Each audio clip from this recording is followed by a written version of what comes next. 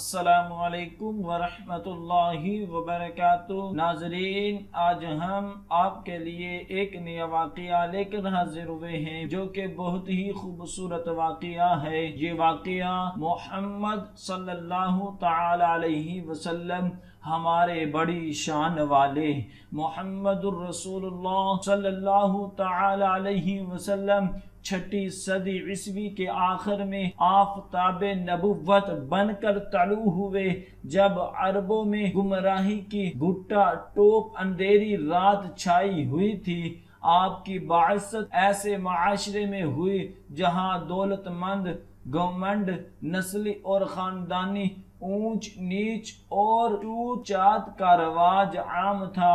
غریب، مسکین اور کمزوروں کو دبانا، عورتوں کو محض شوہروں کی خدمت گزار جاننا اور بچیوں کو پیدائش پر زندہ درگور کرنا، سود، زنا، شراب اور جوئے جیسی لعنتوں کا عرب کی بیمار معاشرت پر غلبہ تھا۔ قبائلی عصبیت جیسے اسلام نے جاہلیت قرار دیا ہے، یہاں یہ لعنت بتوں کی پوجا اور شرک کے ساتھ راج تھی۔ اس بیمار معاشرے کے علاج کے لیے ایک بہت بڑے سماجی انقلاب کی ضرورت تھی۔ حضرت محمد مصطفیٰ صلی اللہ تعالی علیہ وسلم نے ہر مرحلہ پر خالق حقیقی پروردگار سے ان کی ہدایت کے لیے دعا فرمائی۔ اسی لیے آپ کی حیات طیبہ مسلسل جد و جہد کے ساتھ اللہ کے بندوں کی زندگیوں کو بدل دینے کی سعی کا عنوان ہے۔ آپ نے اپنے اخلاق، کردار اور اعمال کے ساتھ عاملۃ الناس کی تربیت و اصلاح کے لیے انہیں ایک تنظیم میں پرویا، جس کے لیے آپ ظلم کے معاشرہ میں محسن، ثانیت، صادق و امین اور رحمت للعالمین بن کر آئے، اور آپ صلی اللہ تعالی علیہ وسلم کی بعثت سے اصلاح اور انقلاب کا راستہ کھل گیا۔ ترجمہ اے نبی، بے شک ہم نے آپ کو اس شان کا رسول بنا کر بھیجا کہ آپ گواہ رہیں اور آپ بشارت دینے والے اور ڈرانے والے ہیں، اور اللہ کی طرف سے اس کے حکم سے بلانے والے ہیں، اور آپ روشن چراغ ہیں۔ لوگوں، جان لو نبی کی عزت و حرمت، توقیر و تعظیم وفات کے بعد ایسی لازم ہے جیسے ان کی حیات مبارکہ میں تھی، اور یہ حضور کی حدیث، سنت، اسم مبارک، سیرت کا ذکر کرتے وقت حضور صلی اللہ تعالی علیہ وسلم کی آل، اہل بیت و صحابہ کے ساتھ معاملہ کرنے میں واجب ہے۔ ہر مومن پر جب بھی ان کا ذکر کرے یا سنے وہاں عاجزی کرے، ڈرے اور عزت کرے۔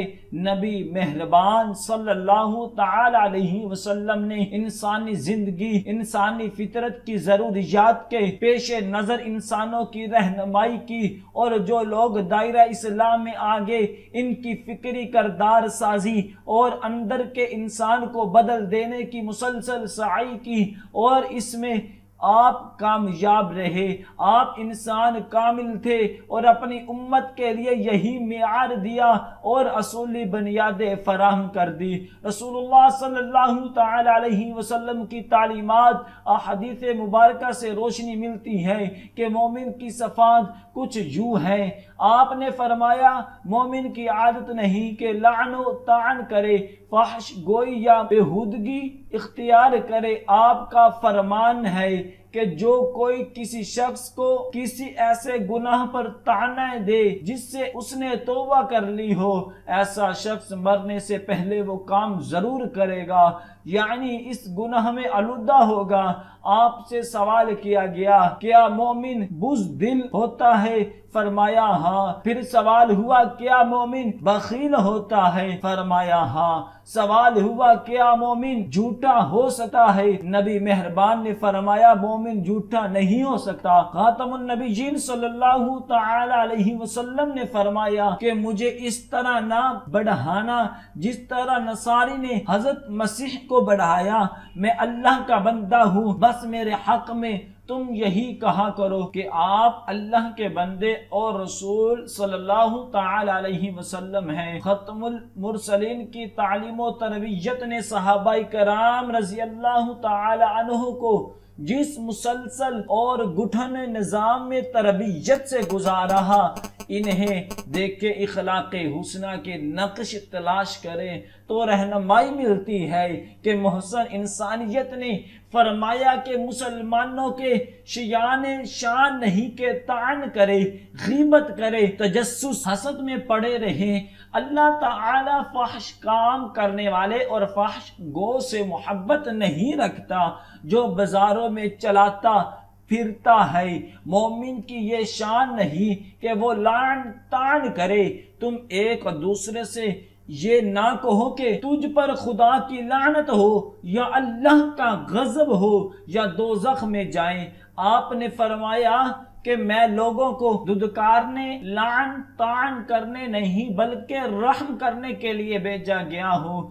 قرآن اعلان کر رہا ہے کہ آپ رحمت للعالمین ہیں۔ مسلمان کو گالی دینا فسق اور بلا جواز جنگ کرنا کفر ہے۔ فخر عالم سرور دو عالم کے یہ ارشادات ہر جگہ عاملۃ الناس تک پہنچا دینا ہر عالم، ہر صاحب ایمان کا کام ہے۔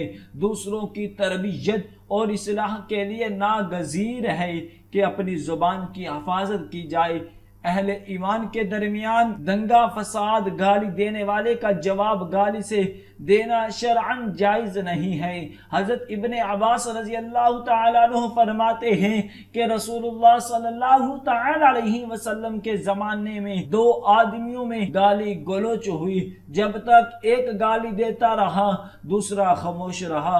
رسول اللہ صلی اللہ تعالیٰ علیہ وسلم تشریف فرما رہے اور جب دوسرے نے جواب دیا تو رسول اللہ صلی اللہ تعالیٰ علیہ وسلم وہاں سے کھڑے ہو گئے۔ رسول اکرم صلی اللہ تعالیٰ علیہ وسلم نے فرمایا کہ فرشتے کھڑے ہو گئے تو میں بھی ان کے ساتھ کھڑا ہو گیا۔ جب تک یہ خاموش تھا فرشتے اس کی طرف سے گالی دینے والے کا جواب دیتے تھے۔ جب اس نے خود جواب دیا تو فرشتے اٹھ کے ادب المفرد رسول اللہ صلی اللہ تعالیٰ علیہ وسلم نے امت کے لیے قیامت تک کی رہنمائی دے دی کہ میری امت میں 30 جھوٹے ہوں گے، ہر ایک اپنے آپ کو نبی سمجھے گا، حالانکہ میں خاتم النبیین ہوں، میرے بعد کسی قسم کا کوئی نبی نہیں ہے۔ رسول اللہ صلی اللہ تعالی علیہ وسلم نے انسانی معاشرہ خصوصاً اہل ایمان اور اپنے امتیوں کی تعلیم و تربیت کی ہمیشہ کے لیے رہنمائی فرما دی ہے۔ ایک شخص نے عرض کیا حضور میرے حسن و سلوک کا سب سے زیادہ مستحق کون ہے؟ فرمایا تمہاری ماں۔ عرض کیا پھر کون؟ فرمایا تمہاری ماں۔ عرض کیا پھر کون؟ فرمایا تمہارا باپ۔ متفق علی۔ خاتم النبیین نے ارشاد فرمایا کہ میں تم کو بڑے بڑے 3 گناہ نہ بتاؤں؟ صحابہ نے عرض کیا ہاں۔ رسول اللہ صلی اللہ تعالی علیہ وسلم نے بتایا، فرمایا اللہ کا شریک بنانا، ماں باپ کی نافرمانی کرنا اور مکروہ فریب کی بات کہنا۔ الحدیث ادب مفرد۔ حضور نے فرمایا کہ اس شخص کی ناک خاک آلود ہو، اس کی ناک خاک آلود ہو، اس کی ناک خاک آلود ہو۔ عرض کیا گیا یا رسول اللہ کس کے لیے؟ فرمایا اس شخص کے لیے جو اپنے ماں باپ میں سے دونوں کو یا ایک کو بڑھاپے میں پائے اور پھر ان کی خدمت کر کے جنت میں داخل نہ ہو۔ مسلم۔ ایک شخص نے آپ سے پوچھا یا رسول اللہ ماں باپ کا حق اولاد پر کیا ہے؟ فرمایا وہ دونوں تمہاری جنت اور دوزخ ہیں۔ ابن ماجہ۔ تمام گناہوں میں سے اللہ جسے چاہتا ہے معاف فرما دیتا ہے مگر ماں باپ کی نافرمانی کی سزا موت سے پہلے زندگی میں ہی دے دی جاتی ہے۔ دعا ہے کہ اللہ تبارک و تعالی ہم سب کو ان کلمات پر عمل کرنے کی توفیق عطا فرمائے۔ صدق اللہ العظیم۔